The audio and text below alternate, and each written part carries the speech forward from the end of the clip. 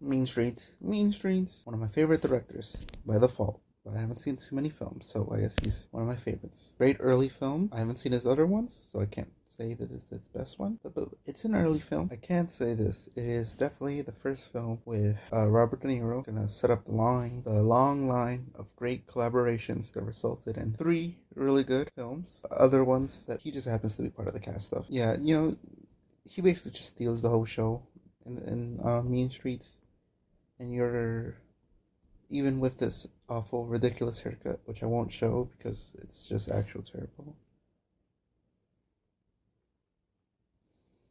But man, just the first scene he's in, they introduce him. He walks into this bar, which like half of the movie takes place at this whole bar. You get pretty bored of it by like the end, and he just walks in. I think he has like 2 broads next to him just walking by.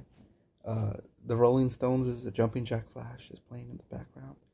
Ooh, just simple. Ooh. The first thing he does is order a 7-7, which is actually the same drink that Robert De Niro orders in Goodfellas. The first time we meet his character, whatever the fuck his name was, I don't know, Jimmy 2 times or something. It was something Jimmy. Yeah, he carries his old films.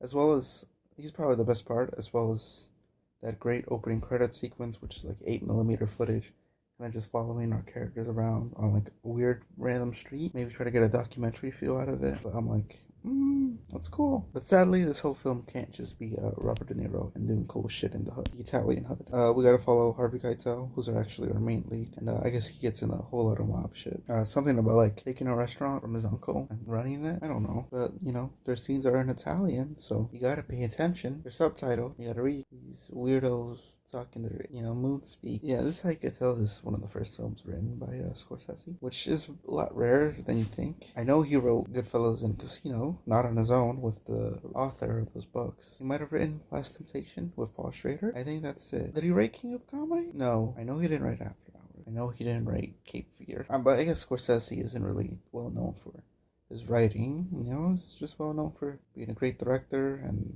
having a good collaboration with his editors. I guess he does try to say a lot, talking about toxic masculinity and Catholic guilds and owning exotic animals and keeping them in the back of your bar, and then having weird affairs with your friend's cousins. Another subplot via Harvey Keitel ends up like having an affair. Well, it's not even an affair. I don't mean they're seeing each other, but I guess people don't like it that they're seeing each other. And by people, I mean probably Robert De Niro, because that's his cousin or something.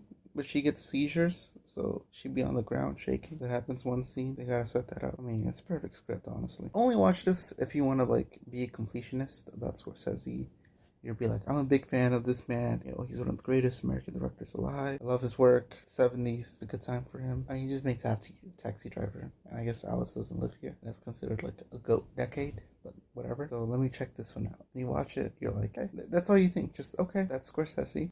By the end of it, you're going to feel like one of his critics. Be like, oh my god, all this guy does is just mob shit. A whole lot of mob shit. But, I guess there's a lot worse things he could watch. Maybe I'm just being too negative. I probably should watch it again. I've seen all of his other films like at least twice. This one I just watched it once and I was like, well, I needed to have a letter M. It's decently kind of unknown. There's a lot more famous films, so why not this one? I guess I would just say I guess thank God he was friends with Francis Ford Coppola, so he'll be able to get this made, and that'd be a nice stepping stone for him to get basically all of his other films made. That'd be way better than this. You don't even gotta watch this one. Why'd I even recommend it? At least I didn't spoil it. You don't really know what happens at the end, so let my weird, ambiguous plot synopsis / critiques guide you in the future. Yeah, alright. That's it, I guess.